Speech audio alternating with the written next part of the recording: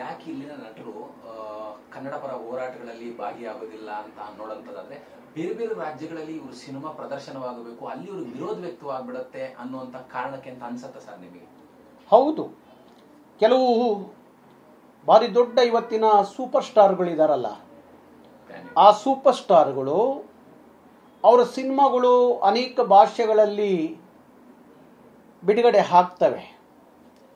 ಅಲ್ಲೆಲ್ಲಿ ನಾವು ಕನ್ನಡ ಚಳುವಳಿಯ, ಕನ್ನಡ ಪರವಾದಂಥ, ನಾಡುನುಡಿಯ ಪರವಾದಂಥ, ಜಲನೆಲಗಳ ಪರವಾಗಿ ನಾವೆಲ್ಲಿ ಆ ಹೋರಾಟದಲ್ಲಿ ಭಾಗಿಯಾದರೆ ಬೇರೆ ಭಾಷೆಯ ರಾಜ್ಯಗಳಲ್ಲಿ ನಮಗೆಲ್ಲಿ ತೊಂದರೆ ಆಗುತ್ತೆ ಅಂತ ಹೇಳಿ ಅಂಥ ನಾಡುನುಡಿ ವಿಚಾರ ಬಂದಾಗ, ಜಲಗಡಿಗಳ ವಿಚಾರ ಬಂದಾಗ ಅವರು ಆ ಹೋರಾಟದಿಂದ ದೂರ ಉಳಿತಾರೆ ಅನ್ನೋದು ನಿಜವಾದ ವಿಚಾರ ಅನ್ನೋದು ನನಗೆ ಅನ್ನಿಸ್ತಾ ಇದೆ. ಹಾಗಾಗಿ ಇವತ್ತು ನೋಡಿ, ತಮಿಳುನಾಡು ನೋಡಿ, ತಮಿಳು ಸಿನಿಮಾಗಳು ಇಡೀ ರಾಷ್ಟ್ರದಲ್ಲಿ ಎಲ್ಲ ಕಡೆ ಬಿಡುಗಡೆ ಆಗ್ತವೆ.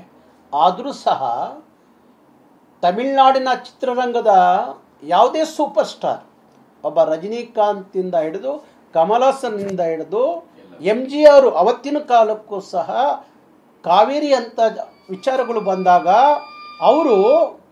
ಅವರು ಆ ವಿಚಾರದಲ್ಲಿ ಮುಂಚೂಣಿಯಲ್ಲಿ ಬಂದು ನಿಂತ್ಕೋತಾ ಇದ್ರು. ಆ ತಮಿಳರಿಗಿರುವ ಸ್ವಾಭಿಮಾನ, ಕಾಳಜಿ ಕನ್ನಡ ಚಿತ್ರರಂಗದ ನಟ ನಟಿಯರಿಗೆ ಅದು ಯಾಕೆ ಬರ್ತಾ ಇಲ್ವೋ ನನಗೆ ಅರ್ಥ ಆಗ್ತಾ ಇಲ್ಲ.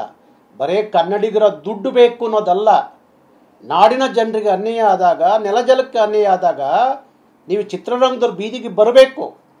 ಆಗ ನಿಮಗೆ ಇಲ್ಲಿ ನೈತಿಕತೆ, ಕನ್ನಡದವ್ರು ನಮ್ಮ ಸಿನಿಮಾ ನೋಡಿ ಅಂತ ಹೇಳೋ ನೈತಿಕತೆ ಆಗ ನಿಮಗೆ ಬರುತ್ತೆ. ಇದನ್ನು ಚೆನ್ನಾಗಿ ಅರ್ಥ ಮಾಡ್ಕೊಳ್ಳಿ. ಹಾಗಾಗಿ DK ಶಿವಕುಮಾರ್ ನೆನ್ನೆ ಚಿತ್ರರಂಗದ ಪರವಾಗಿ ವಿರುದ್ಧವಾಗಿ ಮಾತಾಡಿದರೆ ಈ ಕಾರಣಕ್ಕಾಗಿ ಅಂತ ಹೇಳಿ ನಾನು ಭಾವಿಸ್ತೀನಿ.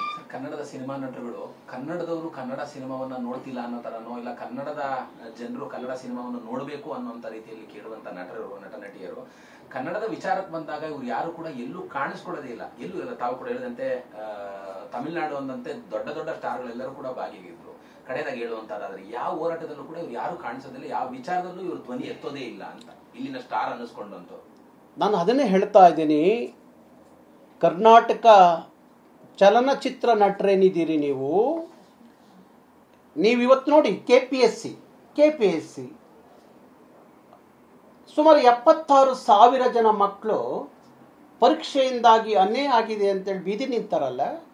ಯಾರಾದರೂ ಒಬ್ಬ ಸಿನಿಮಾ ನಟ, ಒಬ್ಬ ಹೀರೋ ಅನಿಸ್ಕೊಳ್ಳುವಂಥವ್ರು, ಹೀರೋ ಅಂದರೆ ನೀವು ತೆರೆಯ ಮೇಲೆ ಅಷ್ಟೇ ಹೀರೋ, ನಿಜ ಜೀವನದಲ್ಲಿ ನೀವು ಹೀರೋಗಳು ಯಾರೂ ಅಲ್ಲ. ಹಾಗಾಗಿ ಅಂದ್ಕೊಳ್ಳೋರು ಹೀರೋ ಅಂತ ಅಂದ್ಕೊಳ್ಳೋರು ಯಾಕೆ ಕನ್ನಡದ ಧ್ವನಿಯಾಗಿ ಕೆಲಸ ಮಾಡಬಾರ್ದು? ನೀವು ಹೇಳ್ತೀರಿ ಕನ್ನಡದವರು ನಮ್ಮ ಸಿನಿಮಾ ನೋಡಲ್ಲ, ನಮ್ಮ ಸಿನಿಮಾಗಳು ಓಡಲ್ಲ ಅಂತೀರಲ್ಲ.